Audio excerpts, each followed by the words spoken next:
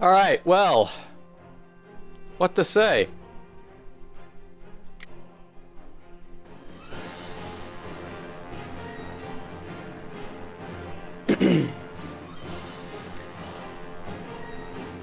Well, this has been a very strange game. We're not part of the Saxony Empire because Saxony decided to kill us. And what's interesting here is the fact that the Saxon king... Usually Saxony doesn't last this long. They usually get conquered by, say, Francie over here. But whatever.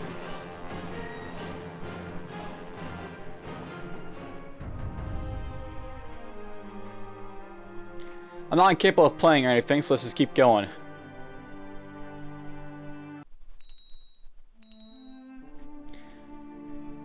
Alright, so there's a few things I gotta take care of right away. Successor nominations, I guess. That'll be the first thing I have to do.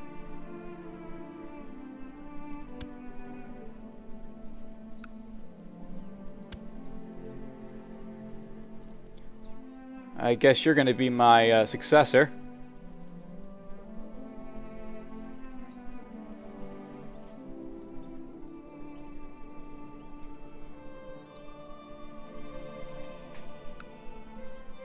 I can't really nominate anyone for some reason. So yeah, he's gonna be my successor. Which is fine. Alright, so something to note here is that just before the last episode sort of ended, I conquered this province over here of Canto Lati. Well, one of the things about this province is that it has a castle in it, so whoever was in this province actually was able to get their citadel up to be basically an actual fort. So this actually has like castle walls and stuff, as opposed to like the tribal stuff and all these other places. I don't know how this person did it, but whatever. This is now a problem because it's actually going to take away from my taxes, I think, because basically in this game, you basically have to have, like, you know, your proper type of settlement types that you're basically ruling over for your county capitals.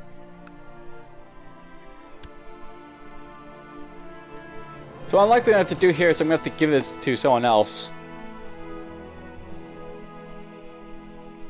Or I could just wait and die. I could just do that too. I might just do that. Just wait and die. Ambitions! Sure, why not? We'll try and become king of Norway.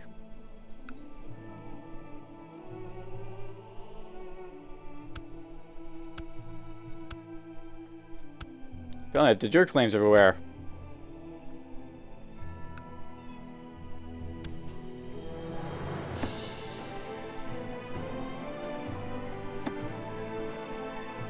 Gentleman and Alland.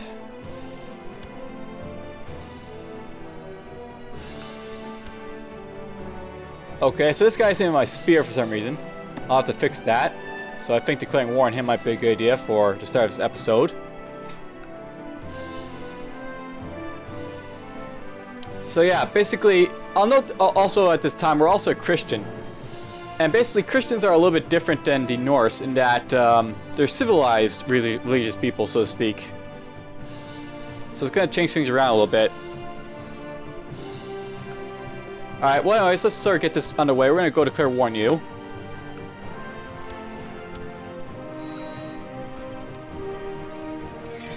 Now it's worth knowing I have less troops now.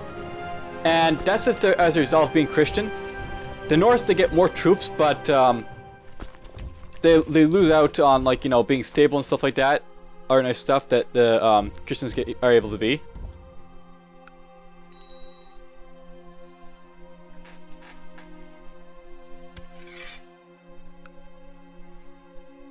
I can press some weak claims, call allies if I want to, but we're not going to worry about that.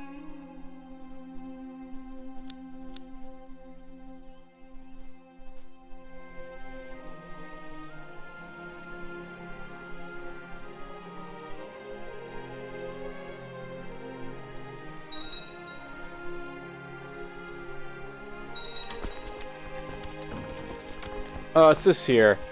To the Magnificent High Chief Davion Fuxa, blessings upon your house. We request that you honor our obligation to answer the call to arms. Blah blah. What the heck are you, So Saxon revolt. This guy is looking to revolt for some reason. How strong are you? Okay, you're not very strong. How strong is the Saxon king? The Saxon king is really strong. Yeah, that's not a good idea. Decline. We're not going to go against the king. The king will smash you into smithereens.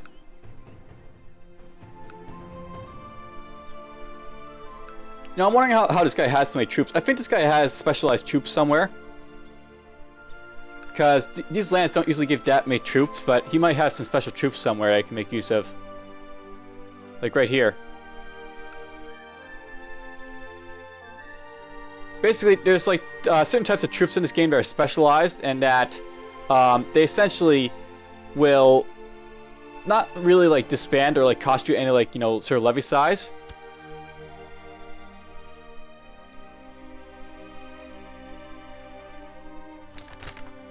The stone is raised. The runestoning commission has been finished and raised upon the spot you chose for it. You examine the ruins. Where he still lived, Davion Fuxa, son of Anderson Yars, had his stone raised in his own memory. Even his enemies can't deny the great courage of Davion Fuxa. Those who knew him can swear that they faced with danger, he was always without fear. You leave the stone content in knowledge with many centuries from now. When its paintless long fades, scholars will study these ruined carving in an effort to glean the wisdom of the words. It's perfect.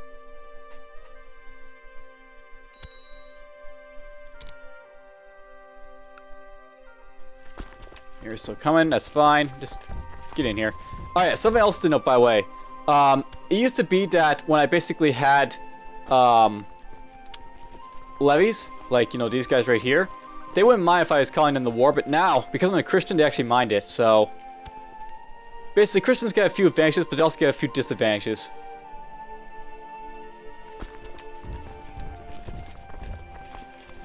We're just going to conversion his problems here.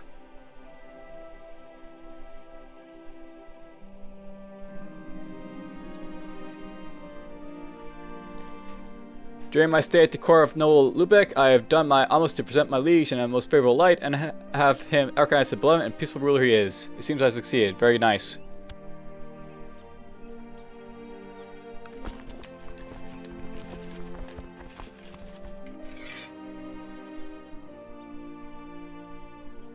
Looks like he's trying to raid me, but it's not going to help him too much.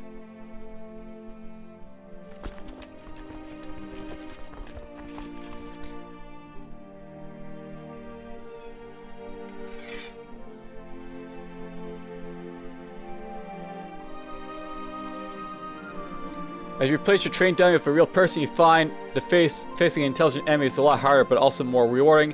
After many bruises and cuts, it's clear that you've gained experience and a better control of fight than ever before. Good fighting class of Jutland. Cool. So a little bit of personal combat skill. Alright, you're now into my de jure. Now, this basically, this claim I made, this just adds him into my sphere of influence, so to speak. Essentially, it doesn't make him remove him from his ability to basically govern this place. It just means that he's going to be, like, you know, part of my realm. So he's basically an underling now, this guy that is conquered right here.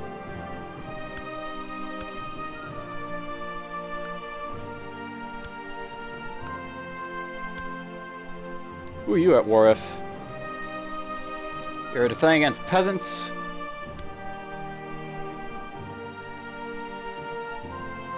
And apparently you have more troops than you're supposed to, but whatever.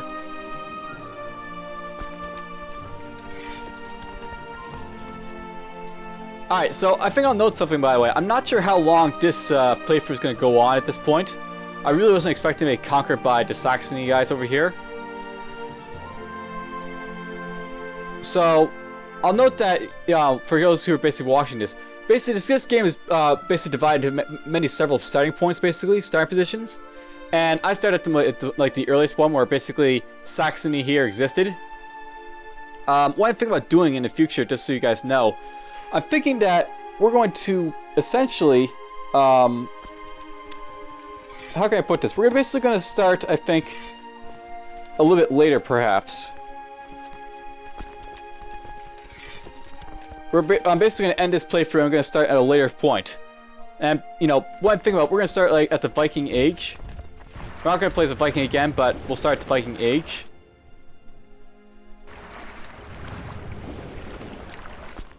Let's actually put them right here.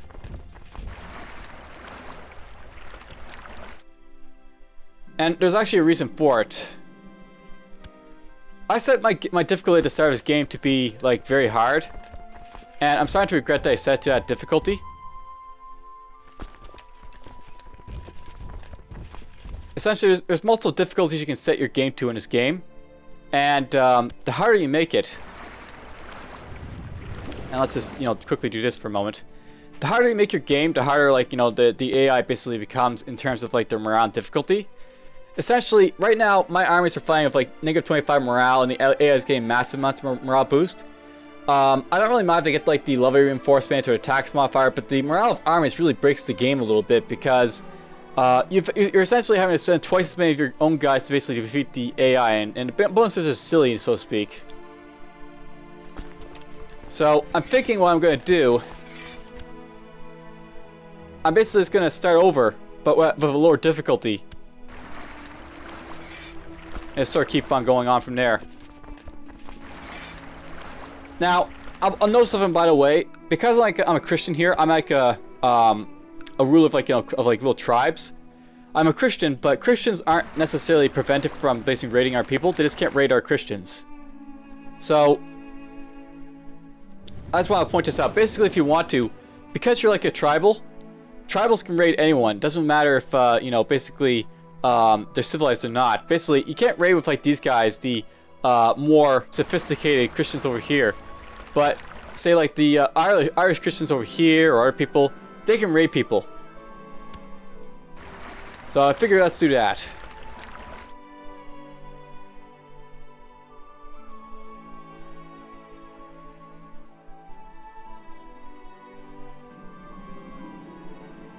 And who are you?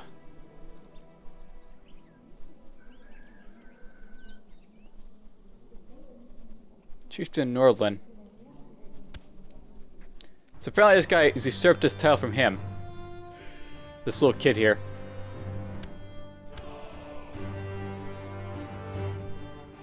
That's fine. He's allowed to do that, I don't really care.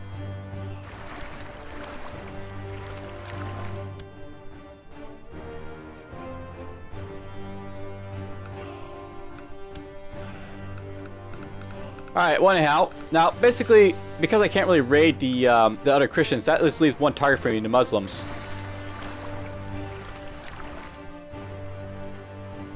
So I'm going to come down here and start raiding the Muslims again.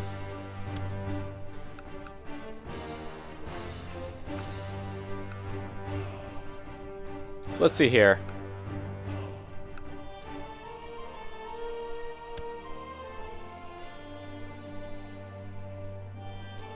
Actually, Tangier, and Masat. So apparently Tangier is that big. I want to basically watch to make sure I'm not going to attack someone who's like really big and capable of wiping my army out. So that's bad. We're going to drop our troops here, I think. Oops. My steward died, I guess.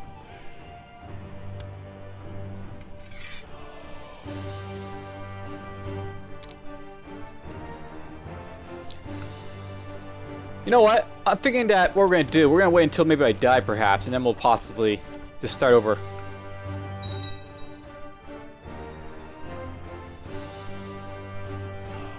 Okay, you want to find someone else as the ruler?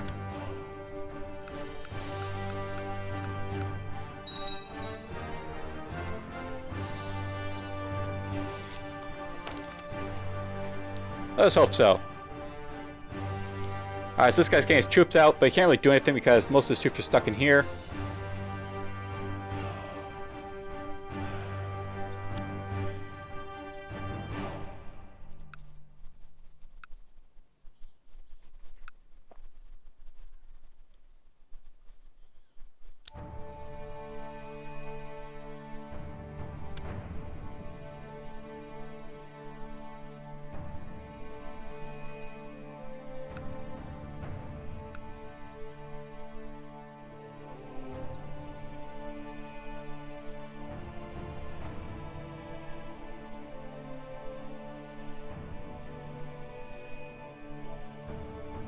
So slowly raiding here.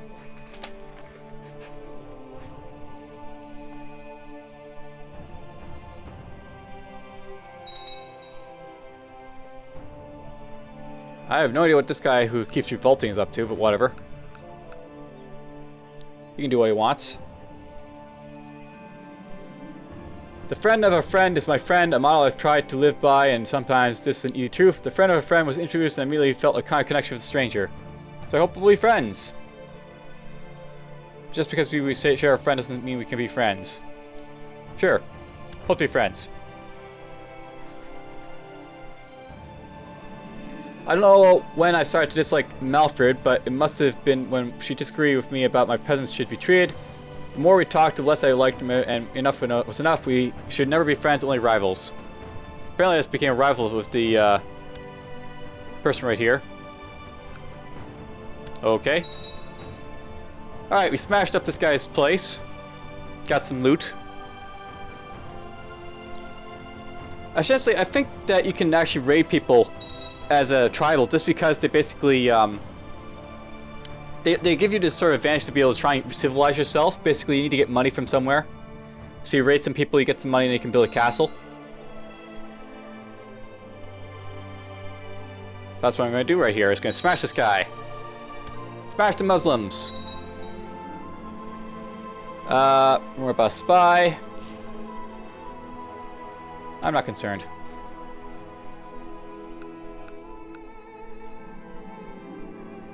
Cool.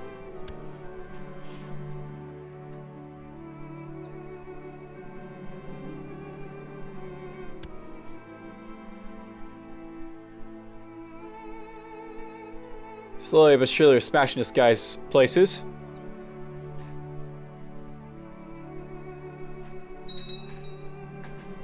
Nice, a little bit of money.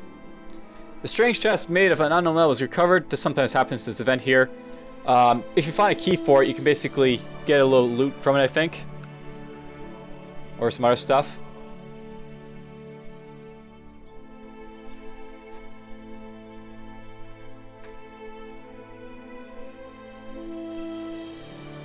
One more attack here and I think we'll be done here.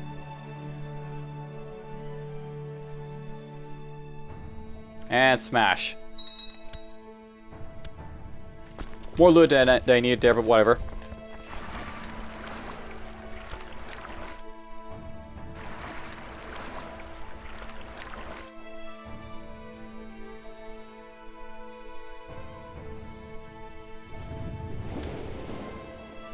So yes, the Christians can raid people. And it's worth knowing that the Norse, they're now able to raid like our lands. And Davion has died. So here's my new heir. High Chief Davion Fuxa has retired from the world in 71. He died a natural death. Long live High Chief Belder. So be it. It wasn't mercenary or legendary. We prisoner commander. Okay. I'm not a commander for this guy. You apparently don't like me. Is that because I'm an infidel? Yep. So something I know here is that I'm in Norse still with this guy. So now I can raid Christians yet again. I can pick a character focus. Diplomacy might be a good idea to go for right here. Diplomacy will make it so that I'm a little bit more liked, I think. So that's something to get to do. I've got title lost in succession, basically because I've got multiple titles and such that can be lost. And 2 kids, they can basically divide up the titles if I don't become a king or anything.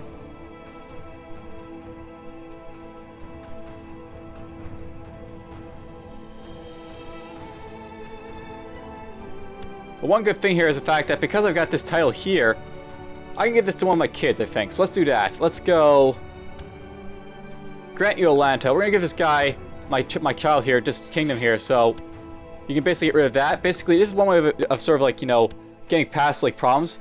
Basically, this guy's going to have the dementia here for whatever that is right there.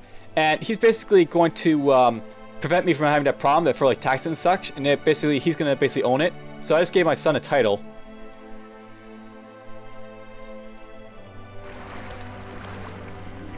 I have a new heir. My half-brother. So I've got even more title law succession on the thing here. My son, my nephew, my half-brother, my nephew. Let's start with this guy instead.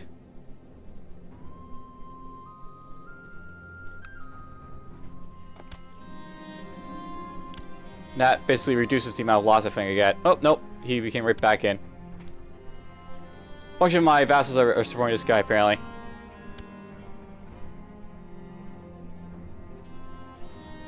And one person is apparently supporting Ingjald over here.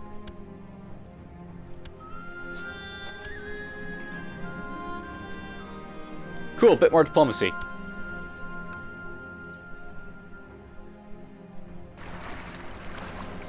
Alright, so I got some loot there. And because I'm a Norse yet again, I can go right back to basically raiding.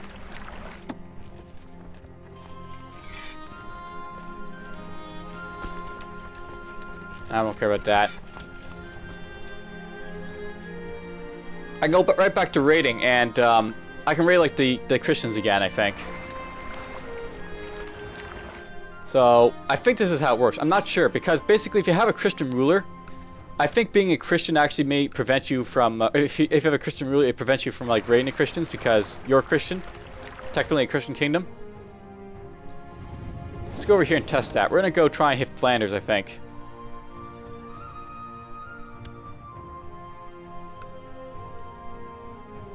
Wow, you've got a lot of troops.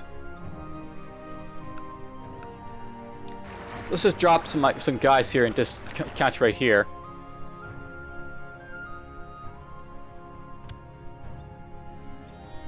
Well, look at that, you can still raid the Christians, so great. Basically, I'm able to raid the Christians here, again.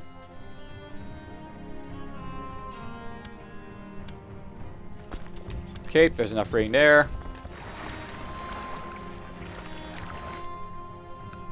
We'll raid these Aquitanians for a little bit.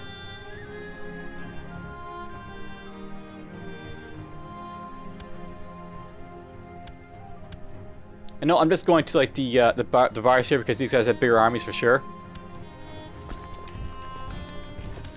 And just picking up a little bit of cash, basically.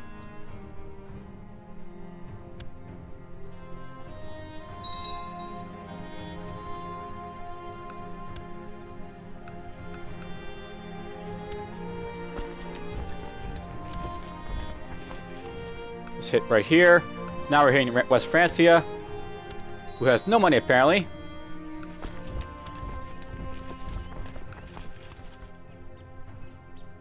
Whoops. Alright, now I think that's going to be able to kick my army's ass because of the difficulty level, so let's just get out of here. Splendid! He made me in our army. Don't need it. So there was like, 100 gold from just basically looting the coastline there. If more experienced players will probably tell you that it's better to always essentially loot like that. Basically just go counter to counter instead of trying to wreck house. Just as like a side there.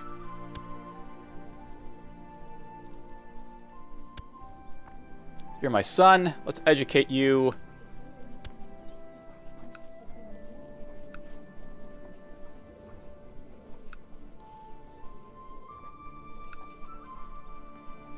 I have all these experienced people, but let's get you to it.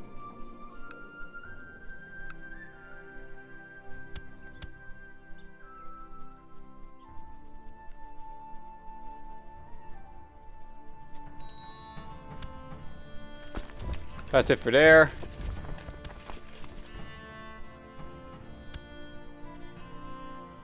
Now, if I want to, I could raid this castle because I've got more troops than... Crap, he caught me. So, they should be able to beat me just because of the fact that the morale boost will give them such an advantage. We're just going to run away.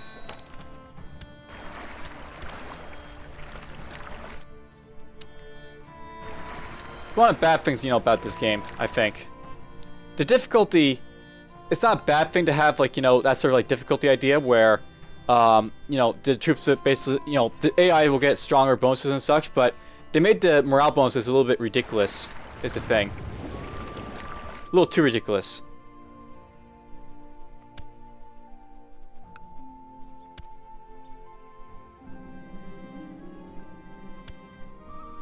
Raid Cornwall here a little bit.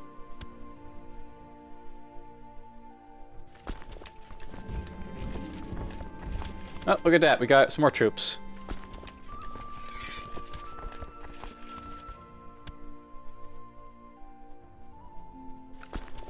Anyhow, I'm thinking now of basically restarting just because, you know, I want to lower the difficulty. Maybe we'll say this will be it for this episode, the end of the sort of conquest.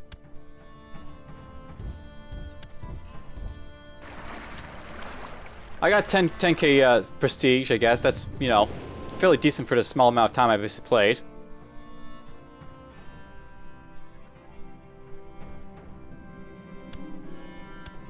$1,200 gold.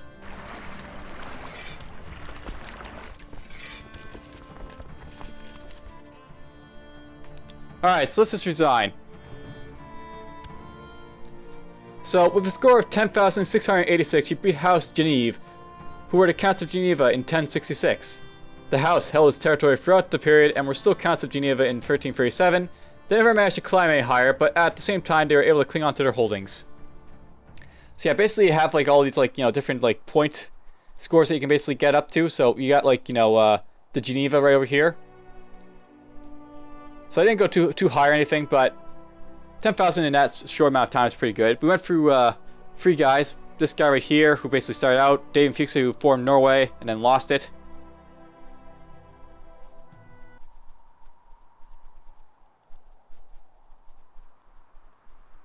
We ended in 851.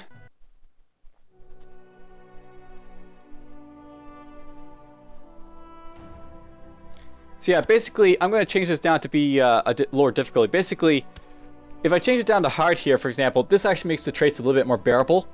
Essentially, with very hard, I'm essentially having to send at least twice as many armies to basically crush people. At you know, basically hard here, the AI is still a little bit stronger than me, but they're not like super strong or anything. So we'll leave on this, and we'll just come back in this game.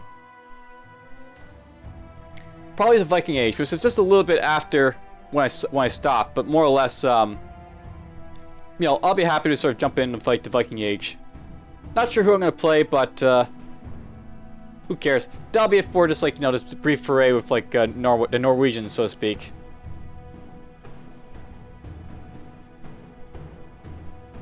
Hope you enjoyed. And take care.